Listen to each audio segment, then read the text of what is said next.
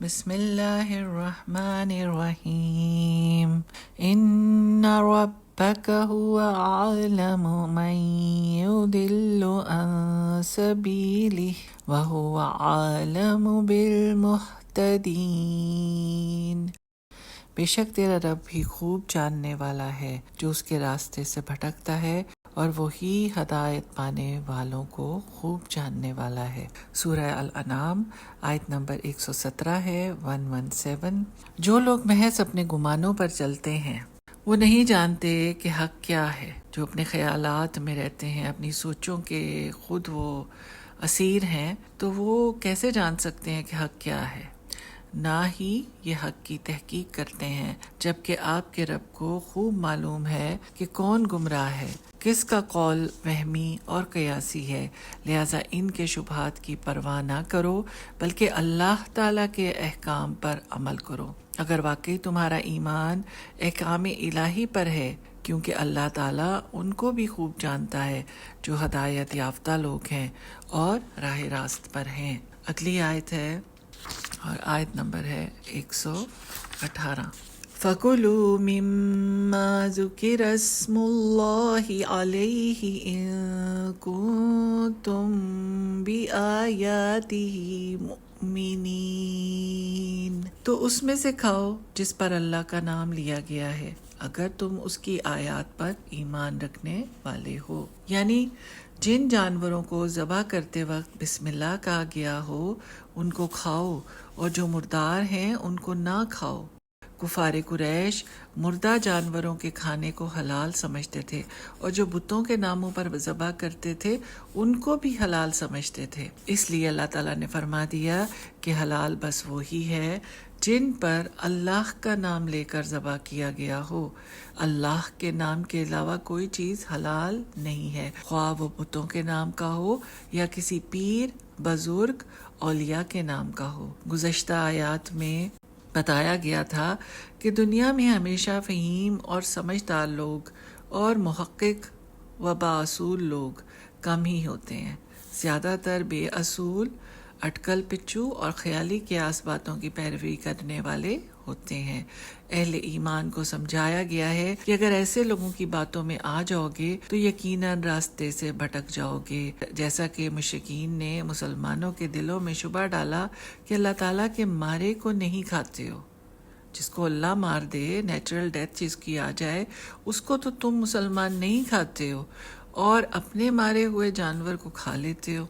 تو اس میں بتایا گیا ہے کہ یہ ملمع شدہ فریب کی باتیں ہیں، یعنی یہ بس ایسی باتیں ہیں جس سے الجھایا جا سکے۔ شیطان انسانوں کو یہ سکھاتے ہیں۔ خوب سمجھ لو کہ حرام اور حلال کا حکم اللہ تعالیٰ کا چلتا ہے۔ یہ اللہ تعالیٰ نے طے کرنا ہے کہ کون سی چیز حلال ہے اور کون سی حرام ہے۔ بے شک سب کا مارنے والا اللہ تعالیٰ ہے، لیکن اس کے نام کی برکت ہے کہ جو اس کے نام پر ذبح ہوا بس وہ حلال ہے، جو بغیر اس کے نام کے مرا وہ حرام ہے اور وہ مردار ہو گیا۔ تحسیر القرآن سے آ رہا ہے کہ کسی حلال جانور کو کھانے کی شریعت نے 2 شرائط عائد کی ہیں۔ کسی بھی جانور کو جو مسلمان کھائیں تو اس کو حلال کرنے کی ہماری شریعت نے 2 پابندیاں رکھی ہیں، 2 شرائط عائد کی ہیں۔ نمبر 1 ہے کہ ذبح کیا جائے اور ذبح کرتے وقت اس پر اللہ تعالیٰ کا نام لیا جائے۔ سیکنڈ ہے کہ ذبح کرنے کے بعد اس کا خون نکال دیا جائے، یعنی پوری طرح سے اس کا خون نکل جائے تو پھر اس کو کھایا جائے، یعنی پکا کے کھایا جائے۔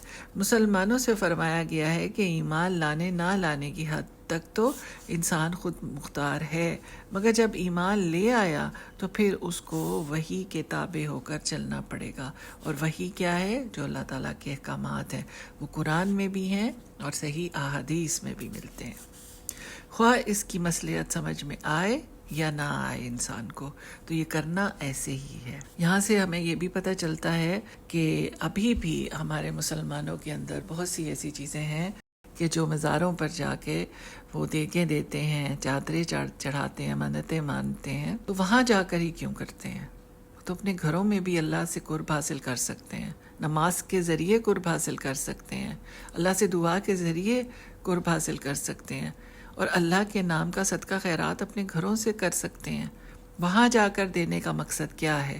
تو مقصد تو پھر واضح ہے نا، جو اس آیت کے اندر بیان ہو چکا ہے۔ اگلی آیت ہے 119 ہے، اور تمہیں کیا ہے کہ تم اس میں سے نہ کھاؤ جس پر اللہ کا نام لیا گیا ہے، حالانکہ بلا شبہ اس نے تمہارے لیے وہ چیزیں کھول کر بیان کرتی ہیں جو اس نے تم پر حرام کی ہیں، مگر جس کی طرف تم مجبور کر دیے جاؤ، اور بے شک بہت سے لوگ اپنی خواہشوں کے ساتھ کچھ جانے بغیر یقیناً گمراہ کرتے ہیں، بے شک تیرا رب ہی حد سے بڑھنے والوں کو زیادہ جاننے والا ہے۔ یہ آیت کا ترجمہ تھا، بیان السبحان سے آ رہی ہے تفسیر۔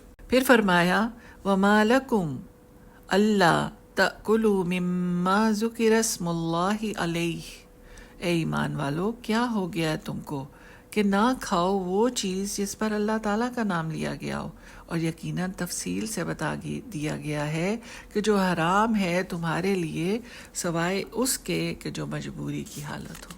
لاچاری میں حرام کھا سکتے ہیں۔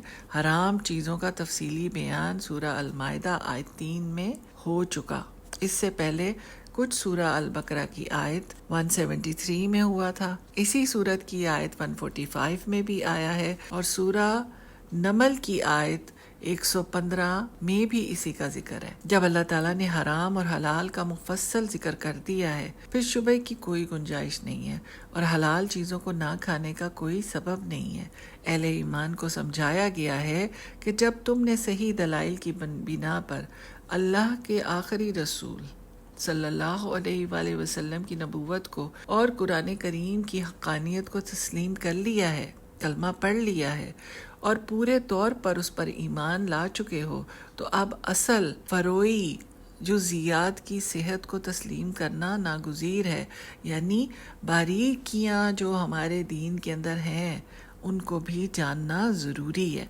اگر یہ کام انسانی قیاسات پر موقوف ہوتے، یعنی جو انسان کہتے ہیں اس کو مان لیا جاتا، تو وحی اور نبوت کی پھر ضرورت ہی کیا تھی؟ مسلمانوں کا عقیدہ تو یہ ہونا چاہیے کہ ہر چیز کو بالواسطہ یا بلا واسطہ اللہ تعالیٰ ہی پیدا فرماتا ہے، اور وہی مارتا ہے۔ جس طرح اس کی پیدا کی ہوئی چیزوں میں بعض مرغوب اور مفید ہیں، بعض قابل نفرت اور مضر بھی ہیں، ناپاک اور گندی چیزیں بھی ہیں، زہریلی اشیاء بھی ہیں، اسی طرح ہم دیکھتے ہیں کہ شریعت میں ماری ہوئی چیزیں بھی دو قسم کی ہیں۔ نمبر 1 وہ ہیں جن سے فطرت سلیمہ نفرت کرے، یا ان کا کھانا انسانی جسمانی یا روحانی صحت کے لیے اللہ کی طرف سے مضر بتایا گیا ہو، مثلاً وہ جانور جو اپنی موت مرے اور اس کا خون گوشت میں جذب ہو کر رہ جائے، یہ انسان کے لیے سخت مضر صحت ہے، اور یہ اب سائنس بھی پروف کرتی ہے۔ اور سیکنڈ، دوسرا وہ حلال اور طیب جانور ہیں جو باقاعدہ اللہ کے نام کے ساتھ ذبح کیا جائے، یہ بھی اللہ تعالیٰ ہی کا مارا ہوا ہے، مگر کس عمل سے؟ وہ اس طرح کہ وہ ذبح اور اللہ کے نام کی برکت سے ہو کر گزرا ہے، اور اس کا گوشت اب پاک صاف ہو گیا ہے۔ اور اس میں جو رگ کاٹنے کا طریقہ ہے وہ بھی اسلامک ہمیں معلوم ہونا چاہیے سب کو۔